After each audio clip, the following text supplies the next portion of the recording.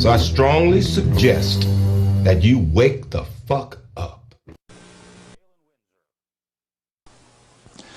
I'm Galen Winsor, and I thought I'd share a few hands-on practical things that have to do with this nuclear scare scam. Now, you've heard that gamma energy, the kind of energy that comes off a rock like this, is the most penetrating, most damaging of all radiation. And not only that, here is uranium, the parent of radon, and they say if you can measure, detect radon in a home, then it's bad. If you exceed the EPA's limit, it's reason to run you out of your home. Spend $13,000 like they did with Stanley Watrous' house in Pennsylvania the other day to get rid of the radon, to ventilate it out through. Ridiculous. Let's take them one at a time. This is a rock that I picked up in Natarita, Colorado. 16 weight% uranium. High-grade uranium. Hot. I read a thing the other day that says they had high-grade uranium, and lo and behold, it's too hot to transport, so they had to bury it on site. Oh, wonderful. Let's talk a little bit about radiation. If we can, yeah, are we picking up? If you put the probe right there, the meter goes off scale, and you can hear it, all right? Hot. Radiation, gamma radiation, is the most penetrating of all radiation. Oh, is it? All it's got between the rock and the probe is my hand. Doesn't count so pretty much, does it? What if I put the rock behind me?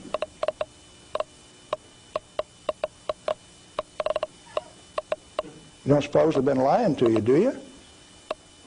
I suspect they have. Well, let's do a little bit more. I got a black bottle. This stuff comes in white bottle. A bottle of no-dose.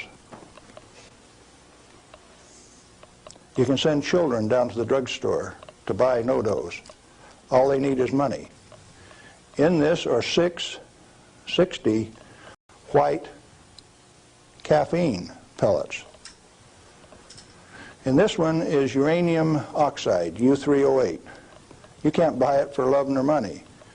The state of Washington sent 2 of their Gestapo agents over to my home to confiscate my uranium samples on the 17th of December last year.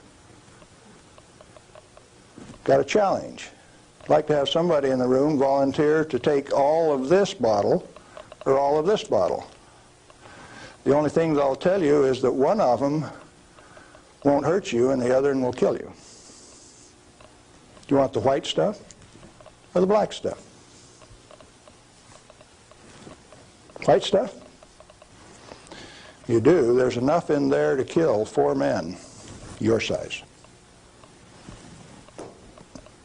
The government says we got to ban this material. It's radioactive.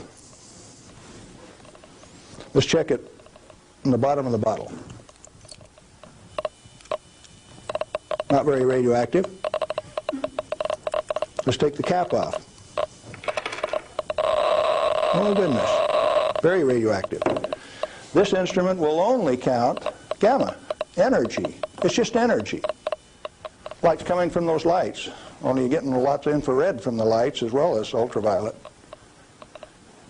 Energy response, and it's very carefully damped to only discriminated so it only gets the energy that comes from this. I don't want it to respond to a light, just to this. Cost me $1,000 to get an instrument that'll just respond to this and not to that. This is radioactive by any definition. Radioactive material giving off radiation that is read by an instrument like this. The daughter of this, radon, cannot be read on this instrument because it gives off alpha particles. An alpha particle is a dye-positive particle that comes from the nucleus. It has 2 protons and 2 neutrons, therefore an atomic weight of 4, and it's minus 2 electrons. And if you grab it with a high ionization potential counter, it'll count. But if it travels 2 inches in air or through a piece of paper, it picks up 2 electrons, 2 beta particles, if you will, and becomes helium gas, and it won't count on an ionization chamber. Did you know that this thing right here is giving off helium gas? Alpha comes from uranium. Okay, radioactive material. You pour it out in the hand, and that's radioactive contamination. Is it radioactive? Yeah, it is. Very radioactive. Now, decontamination is nothing but scooping it back up and putting it into the bottle. I just now decontaminated my hand. No, I didn't do such a good job. Not good at all. Is it still radioactive? Yeah, that's called residual radioactivity. Now, under the decontamination rules of the government, when you decontaminate somebody like this that's that contaminated, and this is certainly a reportable incident under current DOE regulations, when you decontaminate him, it has to go down a controlled drain so that you don't disperse radioactivity. Do I qualify as a controlled drain?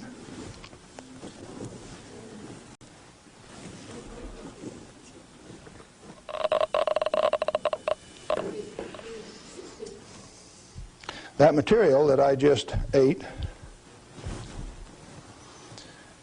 is not soluble in body fluids. Like it's been this.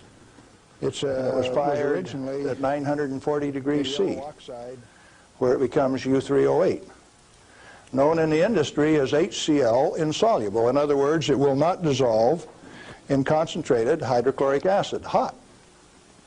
Your stomach has 10th normal hydrochloric acid in it, so it won't even dissolve. The stuff is so fine that it has no texture to it. Doesn't even feel rough. So it's tasteless, odorless, has no texture. How's it supposed to hurt me?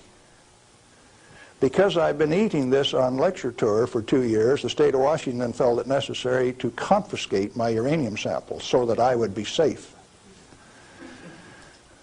Dr. Fulton from the Hanford Environmental Health Foundation called up and he says, "Hey, I heard one of your guys OD'd on uranium today, Galen." And we talked for a little while and he says, "Oh, that was you." And I says, "Listen, I can eat all that stuff I want." He says, "It'll ruin your kidneys." "How are your kidneys?" "They're fine."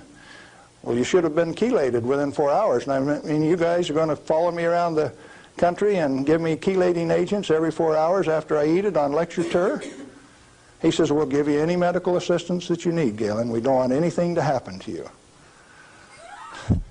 I said, "Did that include turning out the federal SWAT team 4 days ago to get me?" Where are these guys coming from? Well, here's a piece of metal. Density of 19, 19.0. If you know your chemistry and physics, you know that there are only 2 metals that have that density: plutonium and uranium. Radioactive, pyrophoric, density of 19. Outside of a laboratory, most of you can't tell me whether this is uranium, plutonium, or a mixture of the two. Now, I said that it's heavy, and it is. Let's see if it's radioactive. Yeah, it is. Pyrophoric, what does that mean? Pyro, fire. Black on the end. The spark that just came off there is pyro, fire, burned. If it's plutonium, I just contaminated this area of Arizona in excess of the EPA's limit for 1 square mile of surface.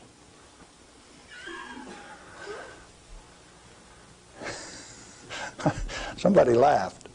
It's serious. The end of progress altogether says that I just contaminated you in excess of the limit for 1 square mile.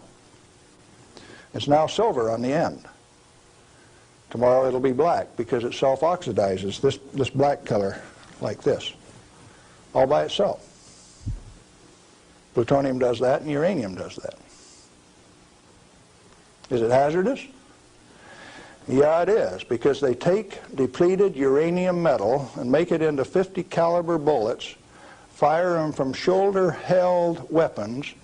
In 1976, they obsoleted tank warfare with these things because it only takes one dog face with one weapon to knock out a 65-ton tank. It'll go through 3 inches of armor plate, and when it comes out the other side, it's that white hot spark that we just made.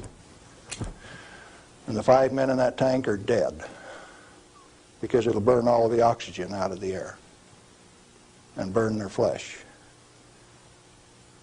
1976, they obsoleted tank warfare, and you never even knew that. They make 10,000 of those bullets every day in the United States. We got enough in arsenal to sink all of Russia's tanks, and our boys in the Defense Department don't even talk about it. Yeah, it's hazardous to your health. Reminds me, lead is hazardous to your health too, isn't it? Particularly if it's in a 45 slug like this and it hits you right here going about 2,600 feet per second. It's not the material, it's the impact from the velocity. Let's be very specific in the words that we use. This particular chunk of lead came out of a human body. My son, who's a deputy sheriff, thought maybe I could use it on tour. That's called dying of lead poisoning.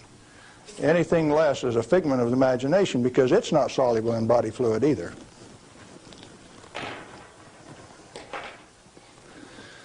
This is a pellet of cobalt-59.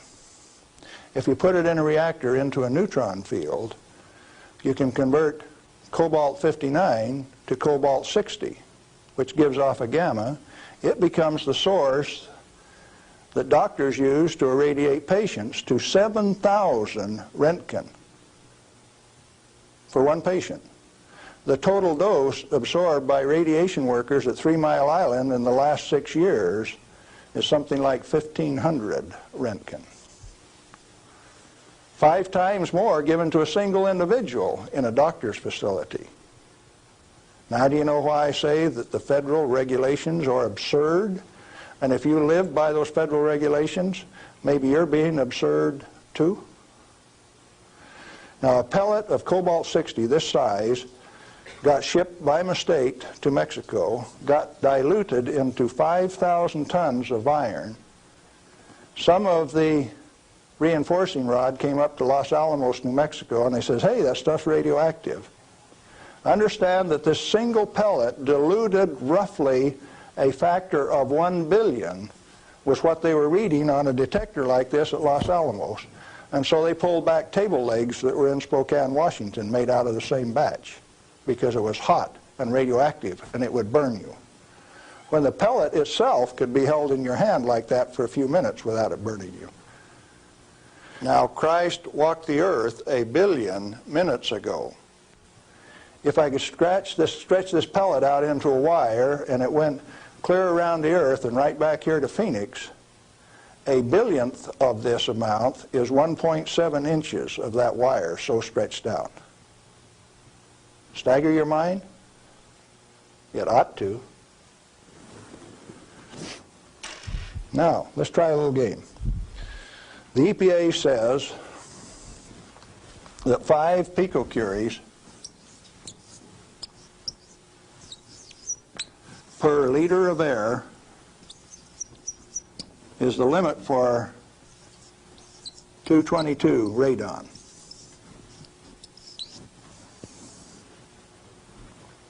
And they handle that like it's a real number. Madame Curie says that 1 gram of radium equals 1 curie equals 2.22 times 10 to the 12th disintegrations per minute, and that's the basic definition of radioactivity. How many disintegrations is this? Should we find out?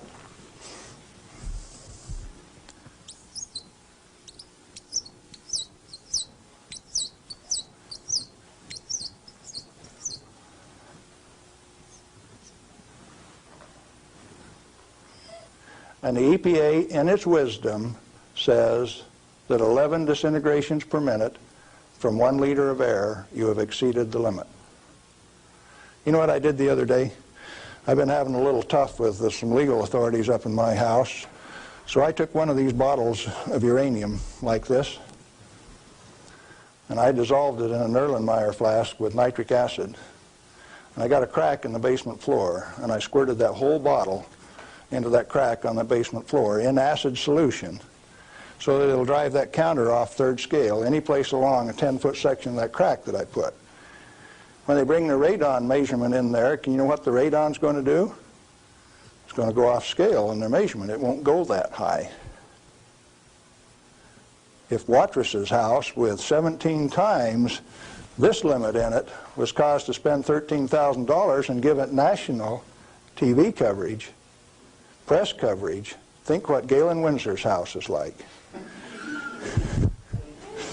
I went to the trouble to notify my congressman about it, Mike Lawrence, the manager of the Department of Energy in the Pacific Northwest, my state representative, Ray Isaacson, and a few other astute people, including the banker and the lawyers and the appeal court. What are they going to do with that? I set them up on that last Thursday, and I come down to Phoenix, so I escaped the falderall. What I'm saying to you is that the federal regulations are absurd. The congressman that put them into place ought to be fired. They ought to be sent home. The regulators, what do you do with them? Quit paying them. The taxpayer, the electorate, elects those people to go out and do a job. Why do you continue to pay them when they're teaching you baloney? When they're putting in regulations that don't make any sense? Cut it out. Quit paying them, fire them, send them home. The term I grew up with says can them. Is it easy? Apparently not. You haven't got the job done. Majority of the Congress is irresponsible, amoral, atheistic, irresponsible. Let's see, how many more adjectives can I drum up? But that many. Let me tell you. We as the people sent a bunch of rascals out to the energy store with a signed blank check. And we say, hey fellows, if you run out of money, just go build us a good power plant. If you run out of money, come back and we'll give you another signed blank check and guarantee the payment out of the ratepayer's pocket. Tennessee Valley Authority has the most nuclear reactors of any outfit in the place. Not one of them has produced any power since last August. Browns Ferry 1, 2, and 3 in Mississippi hasn't produced any power since last March. And they don't plan on producing any power at Browns Ferry until mid-year in '86. At $1 million a day in lost power revenue per plant and held off in the name of health and safety? Now tell me we didn't send rascals out to the energy marketplace with a signed blank check. They're still getting paid. Those reactors are all fully fueled, fully staffed, and just sitting there. Who's getting taken? The ratepayer. You're still paying more and more for your electricity all of the time. Now, Bonneville Power Administration says that 57% availability is okay for a nuclear reactor. Maine Yankee is often run at 103% availability, which means it's running over nameplate rating. Enough days out of the year that its average availability is 100%. Bonneville Power Administration of the Department of Energy says that 57% availability is okay. That means that you can let those things set down 43% of the year, and that's judged as an acceptable performance on the part of the government. There's an obvious answer. Get the government out of the energy regulating business. Turn those plants over to people who will run them efficiently 100% of the time. When we put in zero-release containment, we started playing games. About the time that we proved that a nuclear reactor has no measurable impact upon the environment, that's when they bottled them up, put catalytic recombiners on them. Some of the reactors in Texas were designed not to breathe for 8 years at great expense. Why? When you bottle up a reactor like TMI-2 does, then you get radiolytic hydrogen, and indeed they had a radiolytic hydrogen burn at TMI-2. And they moan and they groan about that, and all they had to do was open up the windows and let the breezes blow through. You don't need containment on them. I'm going up to Colorado this weekend to meet with the Uranium Producers Association. And they're upset because the government is dumping uranium on the market and raising the price of the commodity that they get their bread and butter from. But what they're totally unaware of is that the Grand Junction Operation Office is going to issue a contract so that the new operator has a $25 million budget over the next 5 years, 80% of which will be spent for remedial action, where you take this material, dig it up. If you find it counts on a Geiger counter, you can have them come in and change out the whole front yard of your house, give you a new front yard, new foundation under your house at government expense. If you don't do it, they'll take you down to the courthouse, blacklist your property, so that you have to remove the radioactivity at your own expense before it can be sold. Now, do you know what I did when I took that uranium solution and poured it in the crack in my house? I set up the United States government, and that episode is about to be played. Did I do it on purpose? Yeah, I did, just like I used to dive into that swimming pool and drink that cesium-contaminated water. I found out that it doesn't hurt me. You need to find out that it doesn't hurt me, or you. In fact, the only reason for the existence of these big transcontinent distribution lines would be if they could compete with a small mass-produced reactor sitting in your backyard. Why don't they want you to? Because they are the federal energy cartel.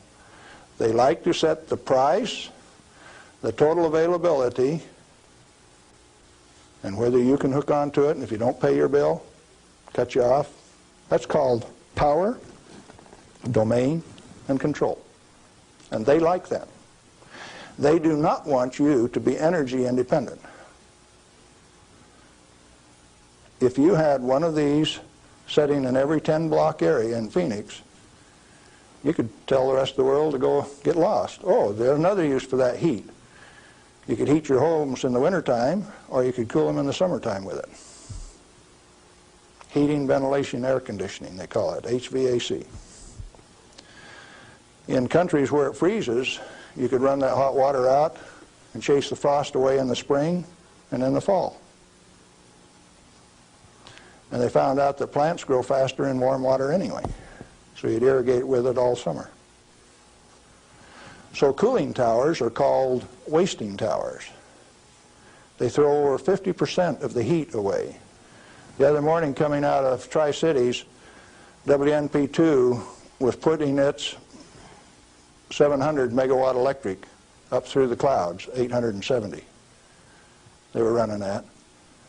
And the clouds were laying all over the ground, and there was a little ice cream cone right out there, and I said, there's WNP2. It snows 5 inches every night out of WNP2, and the rest of us don't get any. Where'd the water come from? That's cooling the heat from the condenser cooler. You should have a business right out there, an oil cracking plant, something taking that heat and using it, like they built at Midland, Michigan 10 years ago and they've never used. And so Dow Chemical is suing the utility because they never produced the steam for their chemical plant right alongside it. We got troubles in this country. I'm telling you what the problem is. Doing something about it, responsibility is yours.